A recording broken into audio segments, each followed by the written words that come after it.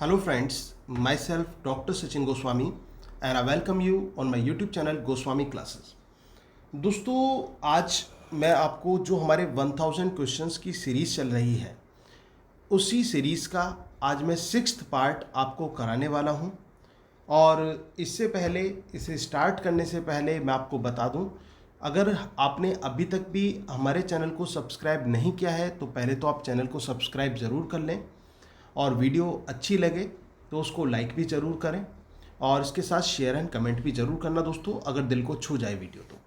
और इसके साथ साथ मैं आपको ये बताना चाहता हूँ कि जो हमारा टेलीग्राम चैनल है और फेसबुक पेज है जो रिलेवेंट स्टडी मटेरियल के लिए पीडीएफ के लिए, उसको भी आप ज़रूर ज्वाइन कर लें। तो दोस्तों आज की क्लास स्टार्ट करते हैं हम। टॉपिक है हमारा हिस्ट्री ऑफ इंग्लिश लिटरेचर। आज फिर मैं आपके लिए लेकर आया हूँ कुछ इंपॉर्टेंट पॉइंट्स।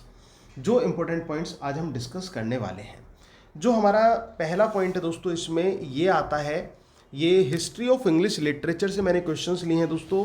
और इसमें आपको वर्क से रिलेटेड क्वेश्चंस मिलेंगे और कुछ मूवमेंट से रिलेटेड क्वेश्चंस मिलेंगे और कुछ जो इवेंट्स हैं उनसे रिलेटेड क्वेश्चंस मिलेंगे। तो सबसे पहला क्वेश्चन है, the Knight's Tale is the first tale in Chaucer's the Canterbury Tale. जो नाइट्स टेल है वो किस नंबर की टेल है चौसर के कैंटरबरी टेल में? ये बहुत इंपॉर्टेंट क्वेश्चन है, एग्जाम में पूछा जा सकता है। क्या पूछा जाएगा कि नाइट फर्स्ट टेल कौन सी है, तो आपका आंसर क्या होगा? नाइट्स टेल होगा। और ये भी पूछा सकता है कैंटरबरी टेल्स किसका वर्क है, आपका आंसर होगा जॉफरी चौसर का वर्क है, कि ये चौसर का वर्क है। और आपको ये भी पता है कि कितने कैरेक्टर हैं इसमें दोस्तों? 29 कैरेक्टर्स आर देयर, 29 कैरेक्टर हैं। कितने कैरेक्टर हैं? 29 कैरेक्टर्स हैं चौसर के कैंटरबरी टेल्स में। There are 29 characters in Chaucer's Canterbury tales.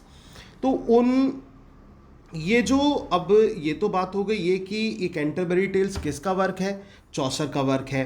Canterbury tales जो है इसमें जो फर्स्ट टेल है वो कौन सी टेल है? नाइट्स टेल है। कौन सी टेल है? नाइट्स टेल है। अब दोस्तों इसमें मैं आपको एक पॉइंट और बता देता हूँ, ये जो कैंटरबरी टेल्स है, क्योंकि इस पे ये क्वेश्चन भी एग्जाम में पूछा गया है कि कैंटरबरी टेल्स जो है किस स्टाइल में लिखा गया है, किस मीटर का इसमें यूज़ किया गया है।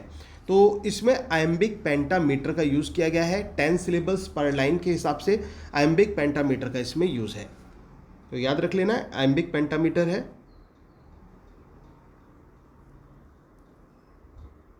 कौन सा पेंटामीटर है? आयम्बिक पेंटामीटर है।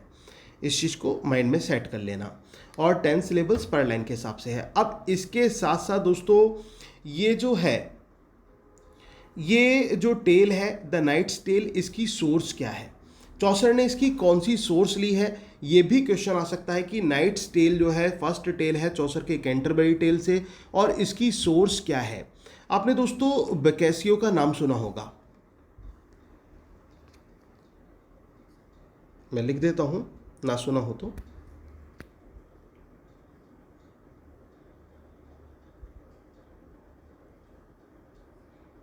बोकासियो, ये जो बोकासियो मैंने लिखा है ये एक राइटर रहे हैं, फेमस राइटर रहे हैं। इनका एक वर्क था टेसिडा डेली नोजी। याद रखना दोस्तों, टेसिडा daily nosy.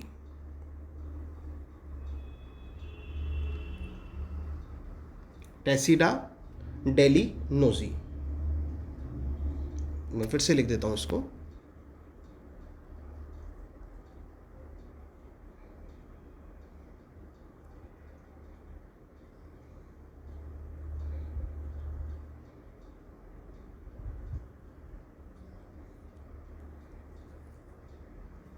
टेसिडा daily nosy. टेसिडा daily nosy किसका वर्क था? बोकासियो का था। अब इसको ये जो क्वेश्चन कैसे आएगा, कैंटरबरी टेल्स का जो knight tale the first tale है उसकी सोर्स क्या है? तो आपका आंसर होगा कि बोकासियोस टेसिडा डेली नोजी। अब इसको याद कैसे रखें तो दोस्तों ये याद रख लेना कि टेसिडा की डेली नोज आती रहती थी। टेसिडा की क्या आती रहती थी? डेली नोज आती रहती थी। इस तरह से दिमाग में बिठा लेना, कैसे भी उल्टा पुल्टा हो बस माइंड में सेट होना चाहिए दोस्तों, उस चीज़ को दिमाग में बिठा के रखें। देखो एक ही पॉइंट में आप देखिए कितने सारे क्वेश्चन हो गए। अब क्वेश्चन कौन कौन से हो गए? सबसे पहला तो क्वेश्चन ये हुआ, नाइट टेल ये जो है किस वर्क की फर्स्ट टेल है? तो आपका आंसर होगा कैंटरबरी टेल। कैंटरबरी टेल किसका वर्क है? चौसर का वर्क है।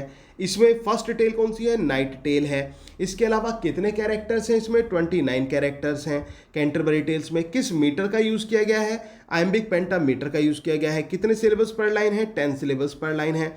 ये जो नाइट्स टेल है इसकी सोर्स क्या है? ये बेकेसियो का टेसिडा डेलिनेज इसकी सोर्स है। तो ये आपको बैठ गया होगा दिमाग में। अब आगे बढ़ते हैं। और दोस्तों हाँ, इसमें मैं एक चीज़ और आपको बताना भूल गया, ये भी मैं आपको ज़रूर बताऊंगा क्योंकि एग्ज़ाम में ये भी पूछा जा सकता है कि ये जो वर्क है, जो कैंटरबरी टेल है, जो चौसर का कैंटरबरी टेल है, इसको ड्राइडन ने भी इसमें हाथ आजमाने की कोशिश की और ड्राइडन ने इससे एक बड़ा वर्क लिख दिया। वो बात अलग है कि ड्राइडन को वो पॉपुलैरिटी इसमें नहीं मिल पाई, वो प्रसिद्धि नहीं मिल पाई, लेकिन जो ड्राइडन का वर्क है उसका नाम पूछा जा सकता है और ये भी पूछा जा सकता है कि ये किससे इन्फ्लुएंस्ड होकर ड्राइडन ने वर्क लिखा। तो आपका आंसर होगा कैंटरबरी टेल से प्रेरित होकर लिखा था। अब ये कौन सा वर्क था? तो दोस्तों उसका नाम था पैलोमेन एंड अरसाइट। याद रख लेना।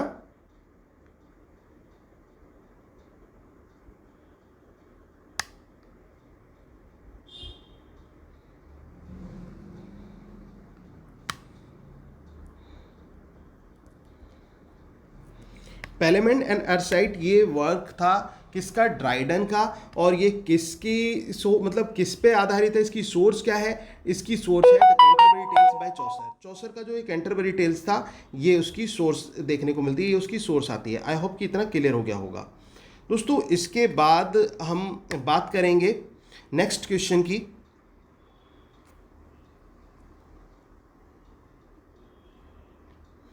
Charles first was executed in 1649।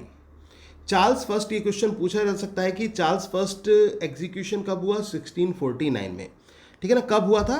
1649 में। इसमें एक क्वेश्चन और भी आ जाता है, जो ये चार्ल्स फर्स्ट थे दोस्तों, ये क्या थे? चार्ल्स फर्स्ट जो थे ये सेकंड सन थे जेम्स सिक्स्थ के। ठीक है ना, जेम्स सिक्स्थ के सेकंड सन थे। और कौन थे ये? जो चार्ल्स फर्स्ट की हम बात करें तो he was the king of England and as well as Scotland. तो आई होप कि इतना क्लियर हो गया होगा। इसके बाद आगे बढ़ते हैं। इसके बाद दोस्तों ये क्वेश्चन आता है कि the mouse trap is a play with in a play. Mouse trap एक प्ले है और वो भी किसमें? एक प्ले के अंदर प्ले है। उस प्ले का नाम क्या है? हैमलेट है। क्या नाम है दोस्तों? हैमलेट है। अब हैमलेट क्या है? हैमलेट एक ट्रेजेडी है। और ये ट्रेजेडी किसने लिखी है? हैमलेट ट्रेजेडी लिखी है विलियम शेक्सपियर ने। अब इसमें आपको मालूम होगा दोस्तों, हैमलेट जो कि एक ट्रेजेडी है और शेक्सपियर की 4 मोस्ट टॉप जो ट्रेजेडीज़ हैं उनमें से एक ट्रेजेडी हैमलेट आती है। हैमलेट में क्या होता है? Hamlet is a play of revenge, ये एक रिवेंज प्ले है। हैमलेट के जो चाचा होते हैं क्लॉडियस और माँ है गर्ट्यूड, मदर गर्ट्यूड है, और इनके फादर किंग हैमलेट थे। अब ये आपको मालूम होगा कि हैमलेट के जो फादर थे यानी कि king Hamlet, Prince Hamlet the Prince of Denmark, उनके जो राजा थे किंग हैमलेट, उनके जो फादर थे वो, उनको उनके भाई ने क्लॉडियस ने मार दिया था, यानी कि प्रिंस हैमलेट के चाचा ने मार दिया था। और मारकर उनकी पत्नी गर्ट्यूड से शादी कर ली थी, यानी कि प्रिंस हैमलेट की मदर से शादी कर ली थी। अब ये बात जो है हैमलेट के घोस्ट को, मतलब हैमलेट का जो घोस्ट है, जो किंग हैमलेट है, वो हैमलेट के पास आते हैं और वो ये कहता है, घोस्ट ये कहता है कि बेटा तुझे बदला लेना है। ये मैं आपको ब्रीफ में बता रहा हूँ दोस्तों कि बेटा तुझे बदला लेना है और जो अपने चाचा को तो तुझे मारना ही है बिल्कुल, लेकिन अपनी माँ को कुछ मत कहना। शायद वो हैमलेट के फादर का यानी कि हैमलेट के फादर का जो घोस्ट था उनका वो लव होगा अपनी वाइफ के प्रति, इस वजह से वो कहते हैं कि अपनी माँ को कुछ मत कहना बट अपने चाचा को मत छोड़ना। और इसी बीच में वो रिवेंज के लिए उसको प्रेरित करते हैं। अब लेकिन हैमलेट का आपको पता ही कि एक स्लो कैरेक्टर है हैमलेट, टू बी और नॉट टू बी वाली सिचुएशन इसमें चलती रहती हैं। अब हैमलेट बहुत ज़्यादा एनालाइज करता है चीज़ों का कि करूँ ना करूँ, मारूँ ना मारूँ। तो ऐसी सिचुएशन में अब हैमलेट एक प्ले इन प्ले का आयोजन करता है। एक्चुअली में ये जो प्ले था दोस्तों, इसका जो नाम था वो था मर्डर ऑफ गोंजागो। जिसका प्ले होना था ना वो क्या था? Murder of गोंजागो। जिसको माउस ट्रैप के नाम से यहाँ पर दिया गया। मर्डर ऑफ गोंजागो पूछा जा सकता है दोस्तों कि किस प्ले को उन्होंने आधार बनाया। मर्डर ऑफ गोंजागो को आधार बनाया क्योंकि वो उनकी कहानी से मिलता जुलता प्ले था, और दूसरी बात क्योंकि वो क्या करना चाहता था, प्रिंस हैमलेट बिल्कुल अपनी बात को ये देखना चाहता था कि कहीं मैं सुपरनेचुरल मशीनरी पर विश्वास कर रहा हूँ, मतलब घोस्ट पर विश्वास कर रहा हूँ, तो कहीं मैं गलत तो नहीं जा रहा, कहीं गलत दिशा में तो नहीं जा रहा। तो साइकोलॉजिकली वो फेस एक्सप्रेशन को रीड करना चाहता था उस प्ले को करा के, क्योंकि वो देखना चाहता था कि जब वो सीन आएगा, जब वो मर्डर सीन आएगा, तो उस समय उसके चाचा की और उसकी जो माँ है उसकी स्थिति क्या होती है, उनका चेहरा क्या बयां करता है। उस चीज को कैच करने के लिए, उस फेशियल एक्सप्रेशन को देखने के लिए हैमलेट ने डिसाइड किया एक प्ले को कराने का, जिसका नाम था माउस ट्रैप। क्या नाम रखा गया दोस्तों? माउस ट्रैप इसका नाम रखा गया, जो कि प्ले विद इन प्ले कहलाया, और जो कि किस प्ले में है? हैमलेट में है। इतना क्लियर है? आगे बढ़ते हैं। इसके बाद नेक्स्ट क्वेश्चन आता है हमारा, the rape of the Lucrece. The rape of the Lucrece is a long poem by William Shakespeare. Question पहला तो ये आ सकता है, जो रेप ऑफ ल्यूक्रीज है ये कैसी पोएम है? Your answer will B long poem. ठीक है ना, कैसी पोएम है? लॉन्ग पोएम है, और इसमें लॉन्ग की जगह अधिकतर नैरेटिव वर्ड दिया होगा। द रेप ऑफ द ल्यूक्रीज कैसी पोएम है? नैरेटिव पोएम है दोस्तों। आपने देखा होगा जो इनकी दो most famous narrative long narrative poems हैं, एक तो वीनस एंड एडोनिस है विलियम शेक्सपियर की, और एक दूसरी द रेप ऑफ द ल्यूक्रीज। ये दोनों इनकी most famous long narrative poems के रूप में जानी जाती हैं, जो शेक्सपियर की पोएम्स हैं। अब इसमें जो ये पोएम है दोस्तों, ये जो द रेप ऑफ द ल्यूक्रीज है, ये किसके द्वारा लिखी गई है? विलियम शेक्सपियर के द्वारा लिखी गई है। लॉन्ग नैरेटिव पोएम है, और जैसा कि मैंने आपको बताया कि इनकी एक लॉन्ग नैरेटिव पोएम कौन सी थी? एक लॉन्ग नैरेटिव पोएम इनकी थी जो वीनस एंड एडोनिस थी। अब जब वीनस एंड एडोनिस इन्होंने लिखी, तो इनके जो पैटर्न थे दोस्तों अर्ल ऑफ साउथहैम्पटन, तो उन्होंने शेक्सपियर को एक सलाह दे दी थी उस समय, और शेक्सपियर से उन्होंने कहा था भाई थोड़ा सा सीरियस भी लिख लिया करो, थोड़ा सा गंभीर भी हो जाया करो। जब वीनस एंड एडोनिस लिखी थी, और उनको लगा कि कहीं ना कहीं एक वो ह्यूमरस वे में जा रहे थे शेक्सपियर, लेकिन तभी उनके जवाब में आप कह लीजिए या फिर उनकी इज्जत में कह लीजिए, तो उनके ऑनर में कह लीजिए, तो शेक्सपियर ने क्या लिखा? ये वर्क लिखा द रेप ऑफ ल्यूक्रीज, जो कि उन्होंने लैक ऑफ ह्यूमर का इसमें यूज़ किया था। लैक ऑफ ह्यूमरस है ये पोएम, तो जिसमें मतलब ग्रेव एक टोन इसकी दी गई, एक गंभीर मुद्रा में इसको प्रस्तुत किया गया द रेप ऑफ ल्यूक्रीज को। तो ये शेक्सपियर की पोएम है the rape of Lucrece. I hope कि क्लियर हो गया होगा। इसके बाद दोस्तों हमारा आता है the Globe theatre. The Globe theatre was the most important theatre in Elizabethan age. Question आता है कि एलिजाबेथन एज में सबसे इम्पोर्टेंट थिएटर कौन सा था? तो आपका आंसर क्या होगा? अगर जो हम एलिजाबेथन एज के सबसे इम्पोर्टेंट थिएटर की बात करें, तो आंसर क्या होगा? The Globe theatre. क्या आंसर होगा दोस्तों? ग्लोब थिएटर आपका आंसर होगा। और सबसे बड़ी बात यह कि विलियम शेक्सपियर जो थे वो इस थिएटर से एसोसिएटेड थे। विलियम शेक्सपियर ग्लोब थिएटर से एसोसिएटेड थे, इससे जुड़े हुए थे। और ये जो थिएटर था ये 1599 में बनाया गया था। कब बनाया गया था? 1599 में। याद रख लेना दोस्तों, 1599 में इस थिएटर को बनाया गया था। शेक्सपियर की प्लेइंग कंपनी जिसका नाम था the Lord Chamberlain's man, the Lord Chamberlain's man. और लेकिन ये आपको पता ही होगा कि इसमें आग लग गई थी, नष्ट हो गया था। It was the time of 29 जून 1613। ठीक है ना, 29 जून 1613 में ये बर्न डाउन हो गया था ये जो थिएटर था। और इसके बाद में जो 1614 में इसी नाम से थिएटर फिर बनाया गया, रिबिल्ट किया गया 1614 में। और इसके बाद दोस्तों बाद में फाइनली जब बीच में क्या हुआ था, जो थिएटर्स थे ना, उसके बाद में दोस्तों थिएटर का जो लोगों का इंटरेस्ट था वो कम होने लगा था। और इंटरेस्ट कम होने लगा था, लोगों की रुचि कम हो गई थी, और थिएटर्स भी एक तरह से क्लोज हो गए थे। और 1642 में तो ये कंप्लीटली जो थिएटर था ना द ग्लोब, ये पूरी तरह से क्लोज हो गया था। लेकिन उसके बाद में अगर जो हम आज की बात करें, प्रेजेंट टाइम की बात करें, तो दोस्तों आपको ये जानकर बड़ी खुशी होगी कि आज भी इंग्लैंड में द ग्लोब थिएटर है। आज भी द ग्लोब थिएटर है, आप वहाँ पर जा सकते हैं। एज अ म्यूज़ियम के रूप में उसको प्रेजेंट किया जाता है। और इसको जो स्टार्टिंग इसकी की गई शेक्सपियर के एज अ ट्रिब्यूट कह लीजिए, in the memory of Shakespeare कह लीजिए, 1997 में इसको दोबारा से द ग्लोब के नाम से थिएटर का शेक्सपियर को नाम दिया गया। वहाँ पर मतलब उस थिएटर को नाम दिया गया और 1997 में फिर से स्टार्टिंग इसके एज ए म्यूज़ियम के रूप में की गई। और वहाँ पर ऐसे नहीं कि म्यूज़ियम में, वहाँ पर प्ले भी होते हैं दोस्तों। इसके बाद दोस्तों नेक्स्ट हमारा क्वेश्चन आता है Thomas Nashe completed Marlowe's unfinished play Dido. दोस्तों ये जो एक प्ले था किसका, क्रिस्टोफर मार्लो का। और ये जो प्ले था दोस्तों, इसका पूरा नाम था डिडो क्वीन ऑफ कैर्थेज। याद रख लेना।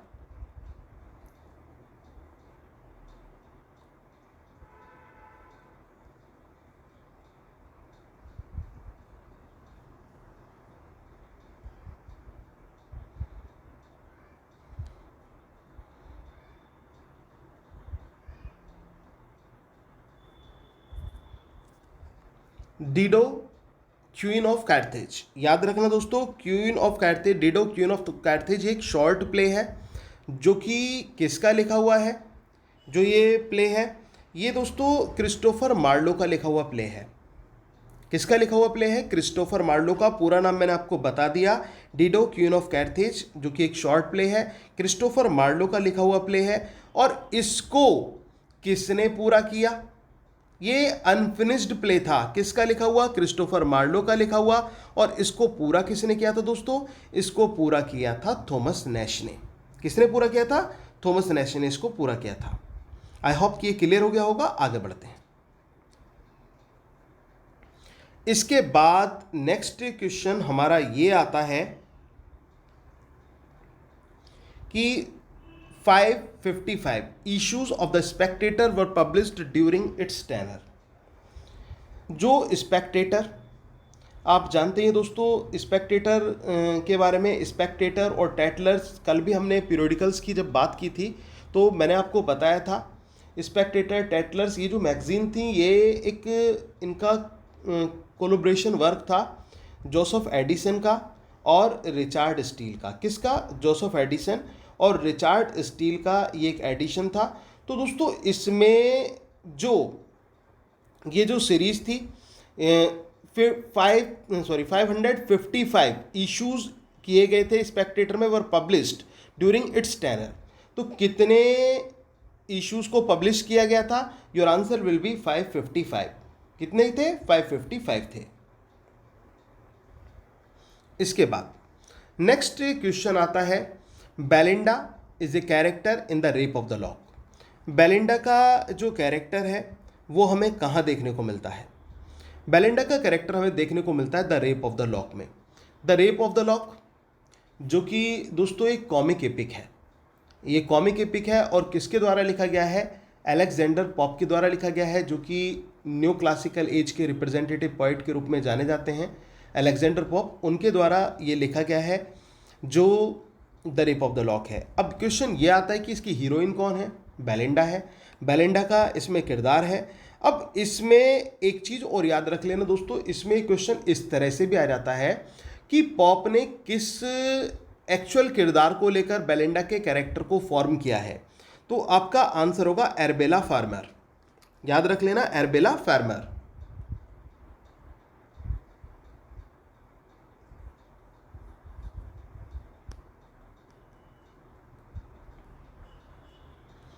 एरबेला फार्मर के किरदार को लेकर। और इसके साथ साथ दोस्तों इसमें जो एक कैरेक्टर आता है बैरन का। अब बैरन कौन है, बैरन वो है जो बेलिंडा के बालों को काटता है, बेलिंडा के बालों का रेप एक तरह से कह लीजिए, तो वो बैरन है। बैरन का जो किरदार है दोस्तों किससे प्रेरित होकर है, वो लॉर्ड पीटर से है। किससे है, लॉर्ड पीटर। ये भी याद रख लेना, लॉर्ड पीटर।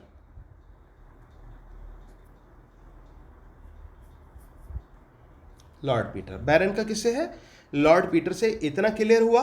तो दोस्तों ये जो कॉमिक एपिक है, जो रेप ऑफ द लॉक है, जिसमें बेलिंडा है, बेलिंडा को बहुत अच्छी तरह से रिप्रेजेंट किया गया है।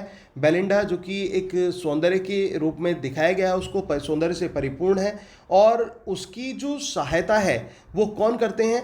जो एंजल्स हैं, जो निम्स हैं, वो उसकी सहायता करते हैं। क्यों? क्योंकि उनको लगता है कि वो एक वर्जिन गर्ल है, और एक वर्जिन गर्ल की जो है उसकी पाइस ब्यूटी की प्रोटेक्ट करना उनकी जिम्मेदारी लगती है उनको। तो इस वजह से उसको प्रोटेक्ट किया जाता है। और इवन जो बेलिंडा के टॉयलेट का डिस्क्रिप्शन है दोस्तों, बहुत ब्यूटीफुल है। बेलिंडा के टॉयलेट के बारे में उसने वर्णन किया है, और फुल ऑफ ह्यूमरस ये जो एपिक है, इसमें जो असली कहानी है वो हैम्पटन कोर्ट में स्टार्ट होती है। जो ये बैरन है, ये क्या करता है? He tries to cut the lock of Belinda. जो बेलिंडा के लॉक होते हैं, जो बालों की लटाएं होती हैं, उसको काटने की कोशिश करता है, और उसमें पूरा ऐसा कॉन्फ्लिक्ट दिखाया गया है। एक सीजर उसके हाथ में है, और बेलिंडा जो है वो उधर बेलिंडा जो है अपने आप को बचाती हुई, जब वो उसको फैन किया जा रहा है, मतलब हवा की जा रही है, तो वो पंखे को इस तरह से रिप्रेजेंट किया जाता है जैसे कि मानो कोई शील्ड हो, और वो तलवार को जो है ना वो रोक रही हो अपने तरफ आगे आने से, बढ़ने से। लेकिन फाइनली आप जानते हैं कि बेलिंडा के बालों के ऊपर कब्जा कर लिया जाता है। लेकिन बाद में आकाश में एक भविष्यवाणी भी होती है कि बेलिंडा अपने बालों पर जो है विलाप ना करे। जब बेलिंडा बहुत ज़्यादा रोने लगती है, she wept ocean of tears, समुद्र के आंसू बेलिंडा रोती है। तो जब वो आकाशवाणी होती है, आकाश में ये कहा जाता है कि उसके जो बाल हैं वो तो साहित्य रूपी नक्षत्र मंडल में हमेशा लहराते रहेंगे, तो उसका विलाप वो ना करे। तो दोस्तों ये मैंने बहुत ही ब्रीफ में आपको बताया, क्योंकि थोड़ा सा बताना होता है कि इससे आपको कॉन्सेप्ट क्लियर हो जाए। तो लेकिन उम्मीद है कि आपको समझ में आ गया होगा। इसके बाद दोस्तों नेक्स्ट हमारा आता है John Henry Newman. John Henry Newman, Edward Bouverie Pusey, John Keble, Charles Marriott, Richard Hurrell Froude, Robert Wilberforce, Isaac Williams और विलियम पामर। ये जो नेम मैंने यहाँ पर दिए हैं आपको दोस्तों, ये कौन थे, किस मूवमेंट से एसोसिएटेड थे? इसमें से दो का भी नाम पूछा जा सकता है, एक का भी पूछा जा सकता है, या फिर इनसे अलग दे दिया जाए, ये पूछ सकता है इनमें से कौन सा एसोसिएटेड नहीं था इस मूवमेंट से।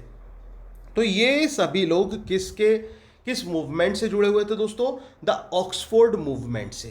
ठीक है ना? किस मूवमेंट से जुड़े हुए थे? ऑक्सफोर्ड मूवमेंट से ये लोग एसोसिएटेड थे, ऑक्सफोर्ड मूवमेंट के मेंबर थे। अभी जो ऑक्सफोर्ड मूवमेंट था, इसका मेन पर्पस क्या था? वो किस चीज़ को लेकर ये मूवमेंट था? क्योंकि आपको पता है कि कोई भी मूवमेंट होता है वो किसी चीज़ को लेकर होता है, एक रिएक्शन होता है किसी चीज़ को लेकर। तो ये एक मूवमेंट था किसको लेकर? क्रिश्चियन ट्रेडिशन और फेथ को लेकर। जो क्रिश्चियन ट्रेडिशन ऑफ फेथ था, उसमें जो करप्शन और लॉस हो रहा था, उसको लेकर ये मूवमेंट था, जिसका नाम था द ऑक्सफोर्ड मूवमेंट, और जिसके ये सभी मेंबर्स थे। अब इसके बाद दोस्तों ये लाइंस आती हैं, ये लाइन आती है, hell is a city much like London. Hello is a city much like London. Hello एक सिटी है किसकी तरह? लंदन की तरह। लंदन की तरह हेल एक सिटी है। तो कहीं ना कहीं यहाँ पर लंदन को रिप्रेजेंट किया जा रहा है, लंदन की स्थिति बताई जा रही है कि लंदन को देखो दोस्तों, कोई भी हो, राइटर्स बहुत सारे रहे हैं, चाहे W.B. येट्स की बात ले लीजिए, चाहे विलियम ब्लेक की बात ले लीजिए, और चाहे आप P.B. शैली की बात ले लीजिए। लंदन को जो एक मेटेरियलिस्टिक अप्रोच का सिटी लंदन को माना गया है, एक भौतिकवाद का शहर लंदन को माना गया है, और जो केवल एक नाम और शोहरत की दुनिया को रिप्रेजेंट करता है, शांति उसमें शायद है ही नहीं। तो hello is a city much like London, ये किसने कहा था? P.B. शैली ने कहा था दोस्तों। और किस में कहा था? P.B. शैली ने अपनी poem Peter Bell the Third में कहा था दोस्तों। P.B. शैली ने अपनी पोएम किस में कहा था? पीटर बेल द थर्ड में कहा था, जो कि 1819 में लिखी गई थी। ये जो पोएम थी पीटर बेल द थर्ड, 1819 में ये लिखी गई थी। और एक चीज़ और याद रख लेना दोस्तों, ये जो पोएम है, अब आप सोच रहे होंगे सर पीटर बेल तो विलियम वर्ड्सवर्थ की पोएम है, फिर आप ये कैसे बता रहे हैं? आप इसके नाम पर गौर कीजिए, Peter Bell the Third. Peter Bell the Third ये जो पोएम है, ये P.B. शैली की पोएम है दोस्तों, और ये एक पैरोडी है। पैरोडी है किसको लेकर? विलियम वर्ड्सवर्थ की पोएम पीटर बेल को लेकर ये पैरोडी है, जो इनकी P.B. शैली की पोएम है पीटर बेल द थर्ड। इतना क्लियर आ गया? तो उसमें ही ये लाइन आती है, hell is a city much like London. आगे बढ़ते हैं। I have a smack of Hamlet myself if I may say so is said by S T. Coleridge. दोस्तों यहाँ पर ये जो लाइंस आती हैं, ये लाइंस कही गई कि मुझे खुद ऐसा फील होता है, किस चीज़ को लेकर, कि मुझे ऐसा फील होता है कि I have the smack of Hamlet my self, कि मेरे अंदर हैमलेट का एक तत्व मेरे अंदर दिखाई पड़ता है। ये किसने कहा? एस.टी. कॉलरिज ने कहा था। किसने कहा था दोस्तों? एस.टी. कॉलरिज ने कहा था। अब ये किस में कहा था? ये भी क्वेश्चन आ सकता है कि ये लाइंस ली कहां से गई हैं, कहां पर ये कहा गया है। तो याद रखना, ये कलेक्शन था एस.टी. कॉलरिज का, और किस चीज को लेकर कलेक्शन था? Collection of lectures.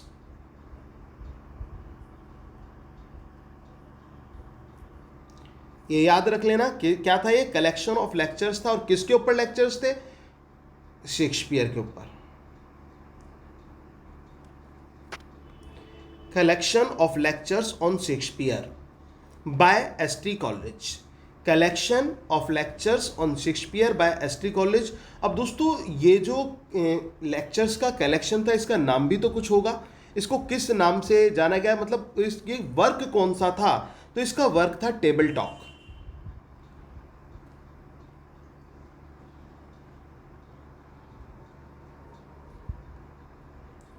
Table talk याद रख लेना, टेबल टॉक ये वर्क है। टेबल टॉक क्या है? Table talk collection of lectures है।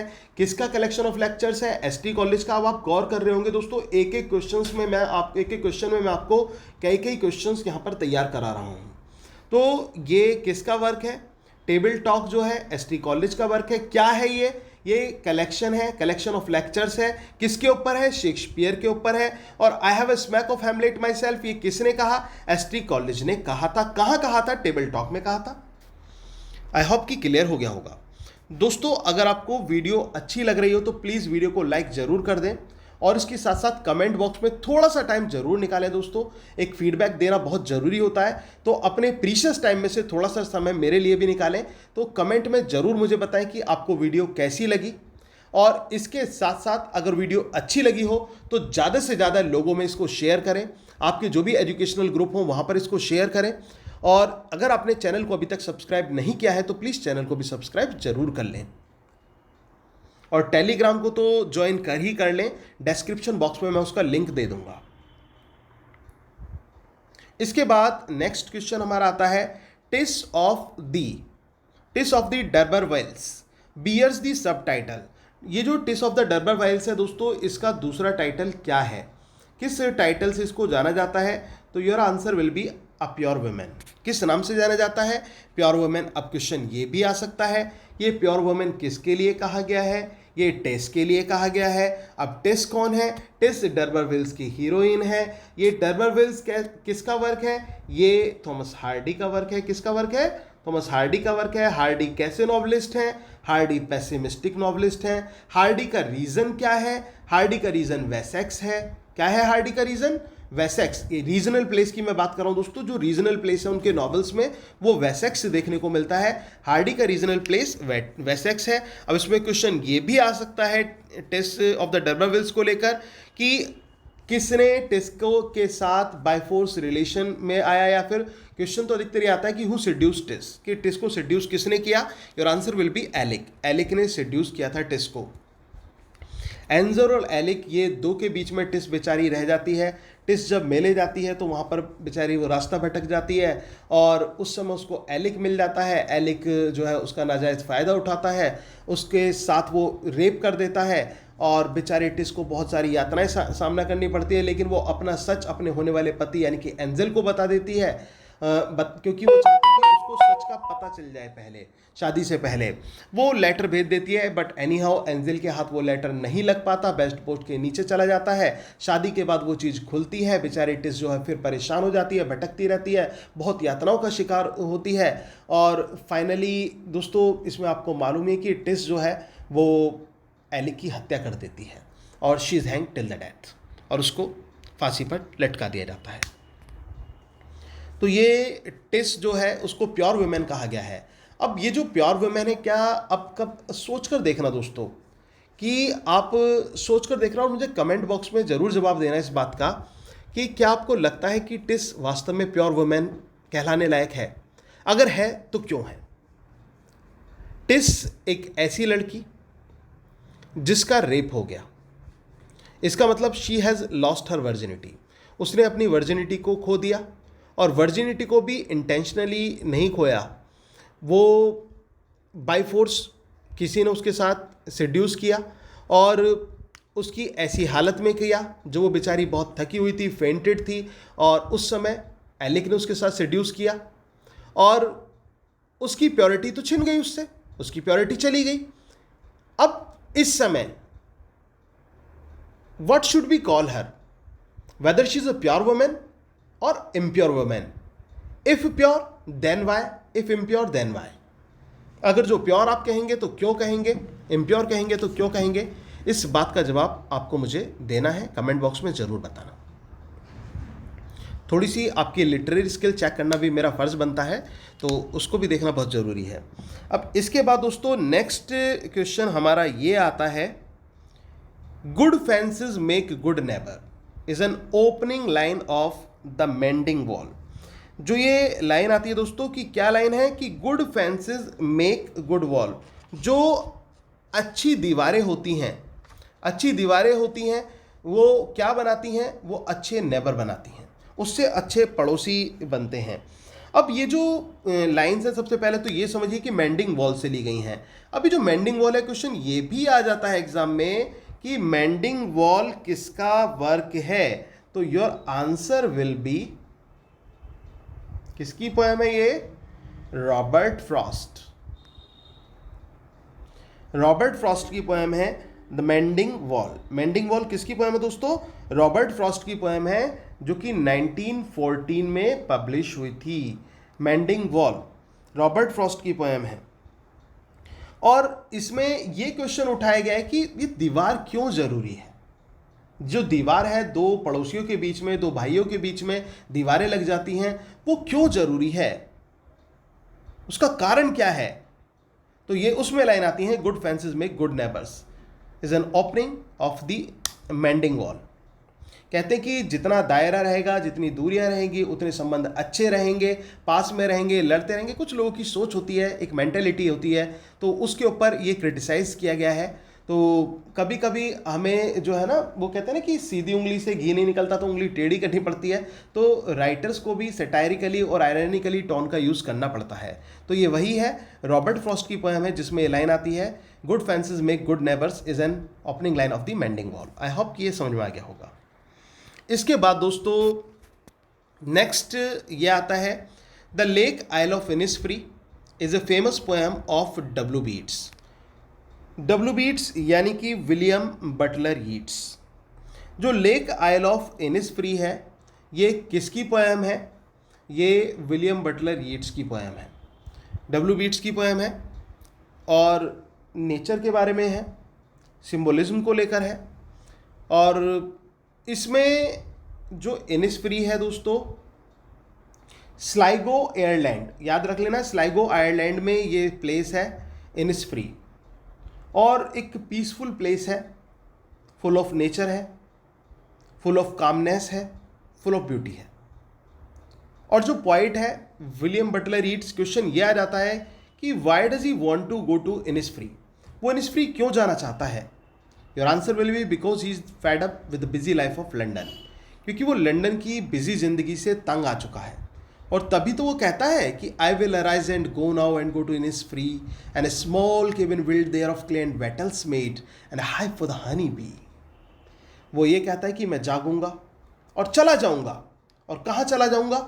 इनिसफ्री चला जाऊंगा, और वहाँ पर एक छोटी सी झोंपड़ी बनाऊंगा जो कि किले की मिट्टी की और वेटल्स यानी कि लचीली जो फ्लेक्सिबल ब्रांचेस ऑफ ट्रीज होती हैं उसकी बनी होगी, और वहाँ पर मधुमक्खियों का छत्ता भी मैं लगाऊंगा, मधुमक्खियों का छत्ता भी होगा, और उस खुले मैदान पर, खुले स्थान पे मैं अकेला रहूंगा।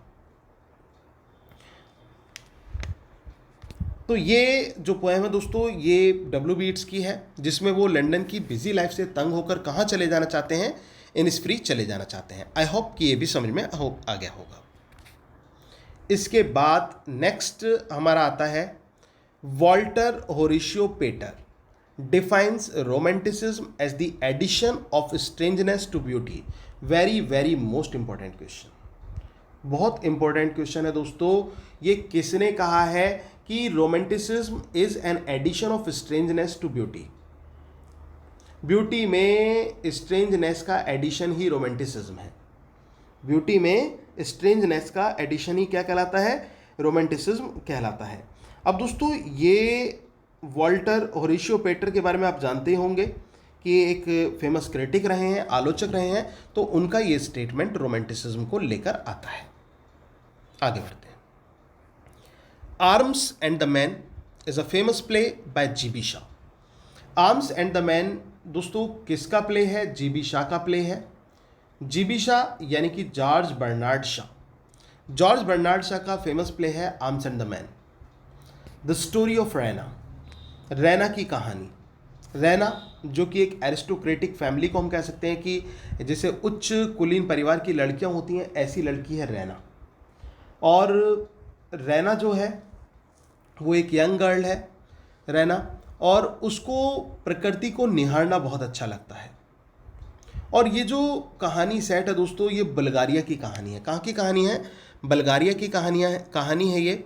आर्म्स एंड द मैन जो है, इसमें रैना की मंगनी हो चुकी है मेजर सर्जियस से, और मेजर सर्जियस जो है वो बुल्गारिया सेना का आर्मी है। मेजर पेटकॉफ, रैना के फादर ने उसको ये जिम्मेदारी दी है मेजर सर्जियस को, और मेजर सर्जियस एंगेज्ड है रैना से। लेकिन इसी बीच में एंट्री होती है एक चॉकलेट क्रीम सोल्जर की, यानी कि एक फुगेटे भगोड़े की। अब ये भगोड़ा कौन है? ये ब्लंट शली है, वही ब्लंट शली जो रैना के कमरे में प्रवेश कर जाता है, और रैना को एक रात में ही उस ब्लंट शली से प्यार हो जाता है। And she calls him chocolate cream soldier, और वो उसको चॉकलेट क्रीम सोल्जर कहकर पुकारती है, और उसकी जेब में अपना फ़ोटो रखकर भी भेज देती है। अब बात यह है कि क्या रैना जो है वो वास्तव में ब्लंट शली को पा लेती है, या ब्लंट शली रैना की फीलिंग्स को समझ पाता है? इन दोनों के बीच में क्या होता है? क्या इन दोनों की फाइनली मैरिज होती है या नहीं होती है, या फिर सर्जियस की रैना से होती है या किसी और से होती है? दोस्तों इस बात को अगर जो आप जानना चाहते हैं तो मेरे ही इस चैनल पर आर्म्स एंड द मैन की मैंने पूरी स्टोरी डाली हुई है, आप उसे अच्छी तरह सुन सकते हैं। तो ये इसमें याद रख लेना, आर्म्स एंड द मैन जो है एक फार्सिकल प्ले है जो कि एक कॉमिक वे में है और जीबी शाह के द्वारा लिखा गया है, और इसमें जो इसकी सेटिंग है वो बुल्गारिया की है, ठीक है। और इसमें जो इसका युद्ध दिखाया गया है वो सर्बियन आर्मी से दिखाया गया है। बुल्गारिया और सर्ब का आपस में युद्ध दिखाया गया है। और ब्लंट शली जो इसका चॉकलेट क्रीम सोल्जर के रूप में दिखाया गया है, फुगेटिव एक भगोड़े के रूप में, वो स्विट्ज़रलैंड का निवासी है, लेकिन एक प्रोफेशनल सोल्जर है वो सर्बियन आर्मी में। On the sublime is a famous critical work of Longinus. On the sublime ये क्वेश्चन आ जाता है दोस्तों, ऑन द सबलाइम किसका वर्क है? ये क्रिटिकल वर्क है ऑन द सबलाइम जो है, और ये क्रिटिकल वर्क किसका लिखा हुआ है? ये क्रिटिकल वर्क लिखा हुआ है लॉन्जाइनस का। किसका लिखा हुआ है? लॉन्जाइनस का। अब लॉन्जाइनस कौन है? एक फेमस क्रिटिक है। लॉन्जाइनस जो हुए कौन है दोस्तों? ये एक फेमस क्रिटिक हुए, एक आलोचक हुए हैं। अब सबसे बड़ी बात ये इसमें आती है कि ये सबलिमिटी होती क्या है, सबलाइम होता क्या है, किसको हम सबलाइम कहते हैं? What is Sublime? आप अपने उसमें बताइए कि सबलाइम क्या होता है, किसको सबलाइम कहते हैं? अगर जो मैं लाइव होता तो आपसे ज़रूर पूछता है सबलाइम क्या कहते हैं। चलो फिलहाल मैं खुद बता देता हूँ कि सबलाइम होता क्या है दोस्तों। अगर जो हम बहुत आसान से शब्दों में कहें ना सबलिमिटी को डिफाइन करें, तो the compound effect found in every piece of literature is sublimity, that is sublime. जो कंपाउंड इफेक्ट होता है लिटरेचर का, जो लिटरेचर के हर पीस में पाया जाता है, दैट इज सबलिमिटी। वही तो सबलिमिटी है, चाहे वो उसके थॉट हों, चाहे वो इमेजेस हों, चाहे वो उसकी प्रेजेंटेशन हो, वो सबलिमिटी आती है।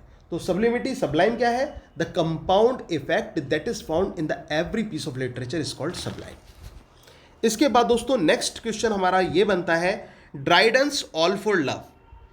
ड्राइडन का ऑल फॉर लव दोस्तों एक प्ले है, is based on Shakespeare's play Antony and Cleopatra. किस पर आधारित है ड्राइडन का all for love? Antony and Cleopatra पर आधारित है। किस पर आधारित है? एंटोनी एंड क्लियोपेट्रा पर आधारित है। और एंटोनी और क्लियोपेट्रा जैसे कि आप जानते हैं कि ये शेक्सपियर की एक रोमांटिक ट्रेजेडी में से रही है, जो एंटोनी और क्लियोपेट्रा है। और एंटोनी क्लियोपेट्रा में दोनों के बीच में, एंटोनी और क्लियोपेट्रा को के बीच में एक रोमांस दिखाया गया है, और जो रोमन पृष्ठभूमि रही है इस प्ले की, तो जो ये एंटोनी क्लियोपेट्रा है, ऐसे ही ड्राइडन ने एंटोनी एंड क्लियोपेट्रा के रिलेशन को रिप्रेजेंट किया है अपने वर्क ऑल फॉर लव में। किसमें किया है दोस्तों? ऑल फॉर लव में। इसके बाद ये भी बहुत इंपॉर्टेंट क्वेश्चन है, here lies one whose name was written in water. ये लाइन्स किसके द्वारा कही गई हैं? ये जॉन कीट्स के द्वारा कही गई हैं लाइन। जॉन कीट्स जो कि रोमांटिक एज के बहुत फेमस पोइट हुए हैं, सेंसुअस ब्यूटी के लिए जाने जाते हैं, अपनी हेलेनिस्टिक अप्रोच के लिए जाने जाते हैं, उनके द्वारा ये लाइन्स कही गई हैं, here lies one whose name was writ in water. दोस्तों और ये एपिटैफ है, याद रख लेना, एपिटैफ क्या है? ये एपिटैफ है, यानी कि कब्र पर अंकित शब्द, कब्र पर खुदे हुए शब्द। जैसे शेक्सपियर के पे भी थे और उनकी अपनी इच्छा के थे वो शब्द जो लिखे गए थे, ऐसे ही यहाँ पर एपिटैफ है जो कि जॉन कीट्स का एपिटैफ है। जॉन कीट्स की कब्र पर यह अंकित है, और जॉन कीट्स की मरने से पहले ये इच्छा थी कि जब मैं मरूं तो मेरी कब्र पर यह लिखवा देना कि यहाँ पर एक ऐसा व्यक्ति जो है लेटा हुआ है जिसका नाम पानी में लिखा हुआ है, तो whose name written in water. तो दोस्तों ये बात जो है जॉन कीट्स ने कही थी और अपनी कब्र पर लिखने के लिए कही थी। तो ये जो वर्ड्स हैं ये उनकी कब्र पर खुदे हुए हमें प्रतीत होते हैं। अब इसके बाद the last question for today, आज के हम लास्ट क्वेश्चन पर आ जाते हैं। ये क्वेश्चन है, Milton Drew the story of Samson agonist from. Milton ने जो सैमसन एगोनिस्ट है इसकी कहानी, इसका सोर्स कहाँ से लिया? तो कहाँ से लिया?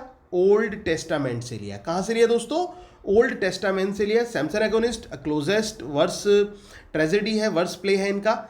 जो ये सैमसन एगोनिस्ट है जो कि सैमसन की कहानी है और डेलिला की कहानी। किस प्रकार से डेलिला जो है अपने पति के साथ ही बुरा करती है, उसकी जो ताकत होती है उसके बालों में वही उससे छीन लेती है, और लेकिन फाइनली जो होता है, फाइनली जो सैमसन है वो सभी को नष्ट कर देता है। दोस्तों ये पूरी पोएम मैंने अपने यूट्यूब चैनल पर डाली हुई है, इसके लिए आप जो है मेरे जो वीडियो सेक्शन है उस पर जाइए, चैनल के वीडियो सेक्शन पर जाइए, और वीडियो सेक्शन में आपको बहुत सारी वीडियोज़ मिल जाएंगी जो आपके एग्जाम से रिलेटेड है, चाहे वो TGT का एग्जाम हो या PGT का एग्जाम हो, GIC का हो, DSSB का हो, KVS, NVS, UGC नेट हो, सब में हेल्पफुल वीडियोस हैं। तो दोस्तों अगर जो मेरा पढ़ाया हुआ अच्छा लग रहा हो तो प्लीज़ वीडियो को लाइक, शेयर और कमेंट करना ना भूलिएगा, और चैनल को भी सब्सक्राइब जरूर कर लें। और साथ ही साथ मैं आपसे ये कहूँगा कि अगर आप हमारी पेड क्लासेस का भी हिस्सा बनना चाहते हैं तो आप मुझे कॉन्टैक्ट कर सकते हैं। मेरे नंबर 9756055255, आप इस नंबर पर मुझे कांटेक्ट कर सकते हैं। ठीक है, इसमें आपको UP TGT, PGT, GIC जो भी क्लास आप अटेंड करना चाहते हैं, जिस क्लास को आप पेड क्लास में लेना चाहते हैं वो आप ज्वाइन कर सकते हैं, विद नोट्स और विदाउट नोट्स। ये आपकी चॉइस है कि किस तरह से आप करते हैं, और बाकी ज़्यादा जानकारी के लिए आप मुझे कॉन्टैक्ट कीजिए। Thank you very much, yours doctor Sachin Goswami.